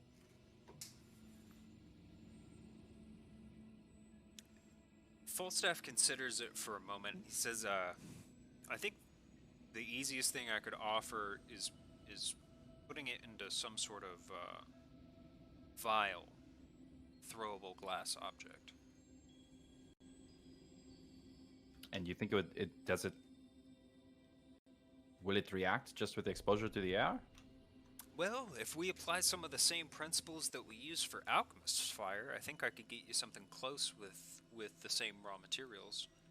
Different effects. Yeah, I actually just remembered that you said that they might know more. I'm also gonna give him a glance of the ammunition I made out of the powder, and see what he has to say about that. He says, "Ooh, don't drop those anytime soon. And just make sure that the target's clear. You don't want any of your friends close by when those go off." Gotcha. Oh my god, I was right. They are grenades. Yeah, I'll see if I'll see if we can maybe make some bolts for Bailey. All right. Let's see. Go ahead and roll just a proficiency check using your Tinkerer's tools. You can use dexterity or intelligence at your discretion. Guy, what would the price of that dagger be, quickly? So I'm trying to find it here. Just a second. Okay, great. All right. Well, that doesn't include my proficiency, but that's a 7. So with a 7, you fail to make headway, but there's no, let's say, dangerous fallout from the process. Yeah, that was a pretty long streak of excellent intelligence rolls. It had to end at some point. You jinxed it. You jinxed it by talking about This it. is what you get for Yeah. daring to spite the dice gods. This episode is just the one where everyone tries to get Bailey arrows to no avail. Also, Guy, for clarification, since he found a +1 dagger, do I have a +1 dagger now? You'll have to be able to purchase it, and I'm looking for that cost and having problems. We're trying to find the price right now. Step 1, find dagger. Step yeah, 2, I know, not right? even 4. The one I'm finding beyond just has a blank space for cost, as do most For things that are not magic- like common. Yeah. There's For magic weapons, like Xanathar's guide, I think, has a pretty decent, like...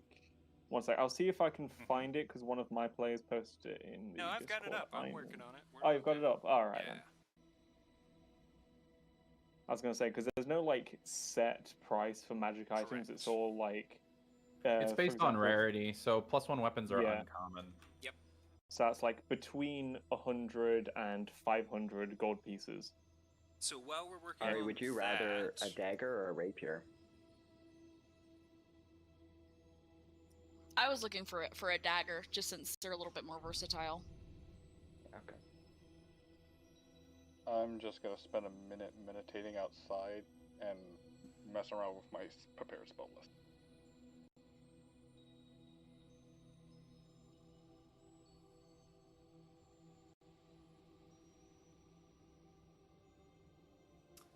So Artie, roll a d12 for me.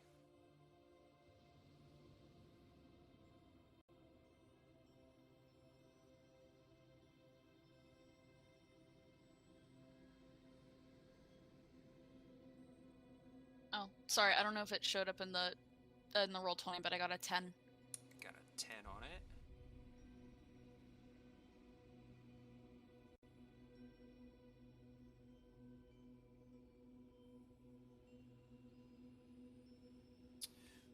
So, who examines the dagger first when trying to make a excuse me, purchase? Is it going to be Ra doing the talking or Cathedern who is doing the searching? I imagine since Kath is the one that found it, he's probably going to be the one inspecting it, and since, you know, Ari's the talker, she'll probably be, like, trying to haggle or make conversation with whoever's selling it. I think that makes sense. Okay. Ari, roll a persuasion check, so this will be you trying to haggle down the price. He starts at 70 gold pieces.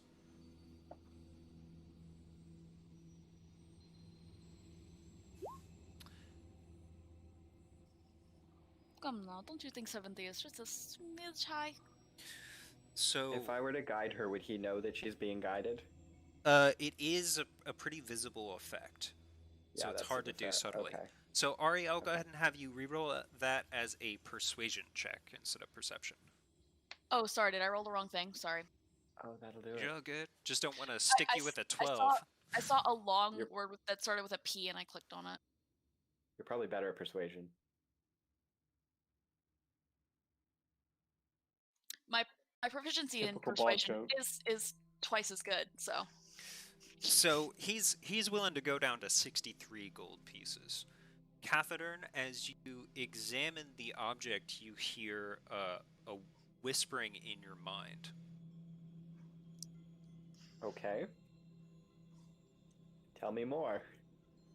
It's low and undulating, and you can't quite make out the words, almost as if it's not talking to you.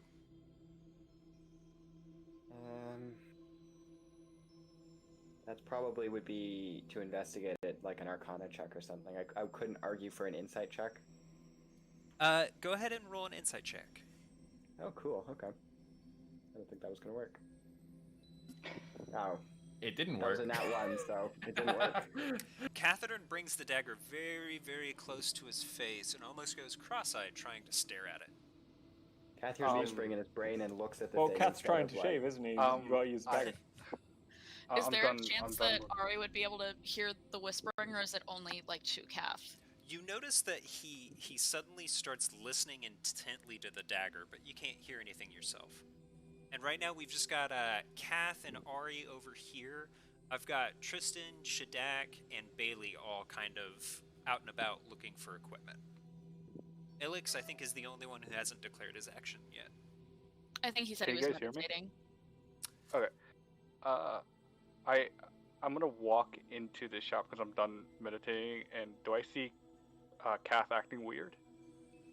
So go ahead and roll investigation. You're gonna set out and kind of start looking for him. We'll see if you get here by then. Oh, my bad. Bad. What is intelligence? I mean, like, he's in the store, right? Like, I'm just walking in and I want to see if he's like, if I can Oh see him. no, you're gonna have to figure out where they went, because they've been Oh. out and about for about an hour and a half now. Okay. Yeah. Okay. Yeah, well. you can go ahead and follow up. You'll be coming into the front of this particular smith as Cathedern stares at the dagger. Ari, you've noticed this as well. What would you guys like to do? I'd like to look at him for a bit and then turn back to the shopkeeper and be like, was there something about that dagger you are not telling us? My friend seems awfully transfixed in a way that I'm not used to. It's a magical weapon. There's all sorts of magical voodoo that could be behind it. So you're saying you don't know? Do I look like a mage, lady? So you're willing to sell me a weapon that could, for all you know, be cursed, and sell it to me for 63 gold? When who knows what? I don't know what that thing's going to do to him when he's holding it. You really think 63 is a fair price for my life? I bought it for 100, so I'm taking a loss here. I really don't know what you expect out of me. This is the North. Deal with it. Well, Can I this do an is inside check happening. on that price? I mean, that I'm you willing bought to it do a for? deal with you. While they're doing all this, I'm gonna go over to the knife and I'll cast detect magic on it Okay. real quick, just to see what's up with the knife, because everyone's really interested in it all of a sudden. It has a clear aura of transmutation. It is definitely a magical weapon, but you don't detect any other schools of magic. Okay. Do I notice Ilix like investigating it at all, or Yeah, you'll be able to see and hear his casting as well. So he runs one finger about an inch over the blade, and as he does, a few sparks of low magical energy, kind of blue arcs, go back and forth like he's reading it with his finger. I tell you what, I can give you 20 gold now. I'm going on some other journeys to make some very lucrative trades. If I see anything valuable, I will bring that back to you, and if not, I will pay you the rest of the 63 when I return, and you can trust my word on that. No credit. Roll Alright, what? I'll pay the rest of the 43. He says, no credit. I'll pay the rest, it's fine. You give him the 20, I'll give him the 43. I have money if Are you you want sure? mine. I don't need it. Yeah, it's alright. I sold I've, my chainmail. I got plenty. Alright, if you're sure, I'm willing to split with you on it. Ready? Always Side better to note- have your friend better armed, isn't it? I can show you something about better arms. He says, nope, I'm good. That's what I thought. Side note, we- Guy, how much money have we made? Because I don't think I've accurately updated. I know I gave Griggle back. I know Griggle gave us some gold, and I said I didn't accept it. But other than that, I don't think I've added anything. Tristan specifically should be 10 gold up from his starting. Okay. Because I'm literally sitting on 6 gold in my inventory right now, so I'm pretty sure I have not been updating. Didn't Kath get money from Fireshare? Fireshare? I sold the leather gear, but also bought No. rations, so- Before that, after we gave the after we killed the methods, you went into and talked to the villagers, didn't you? And they gave you money. I think I think they gave everyone 5 gold, and I turned down my money, so everyone should have gotten 5 on that one. Okay, I didn't have that. Ariella? Yes, darling. I'm gonna try saying this away from the shopkeeper, just noting that. Bailey is Uh, on the other side of Huntlestone at the moment. Oh, I'm sorry. Never mind. While You're we're okay. I was still just at thinking the- about it. I'm sorry. While we're still at this You can weapon ask her store, later. Guy, how much would like 20 crossbow bolts cost? 15 silver. Don't Okay, buy I'm gonna- them. I'm holding 20 that I was literally about to tell Guy I'm gonna sell. don't buy them. I'll give you my. I bolts. mean, sorry to metagame, but I- just skip it. no, it's okay. I don't need them. I'm gonna buy 20 for Bailey, because 15 silver is not anything to drop on some extra ammunition for her, and we're going into the Dales, and I think we'll need them. So. All right. So you're able to I'm fine with that. successfully purchase extra ammunition for Bailey, and then a +1 magical dagger for Ariala. Okay, and I just want to offload my scale mail and my light crossbow. Okay. They've got a listed value of 75 altogether. What's the scale mail specifically go for?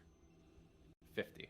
50. So you'll get 40 for the scale mail and 12 for the crossbow. 40 gold for the scale mail and 12 for the crossbow. They need the raw metal right now more than they need specific equipment. Alright, heads up, guys. I'm gonna have to head out here in like a minute or two, just We're all because. We're about Yeah. to approach our deadline anyway, out of Yeah. respect for Shadok's schedule. Yeah, I was gonna say, yeah. unfortunately, same for me. I wanted to get through the whole dagger thing, so I Yeah. might just go ahead and hop off and have you guys fill me in the chat on anything else cool that anyone else gets. We'll go ahead and close it out here. Ari, as you grasp the dagger, you hear a female voice scream in your head, "Get me the fuck out of here." Hey, Oh, that's relatable. transmutation. All right.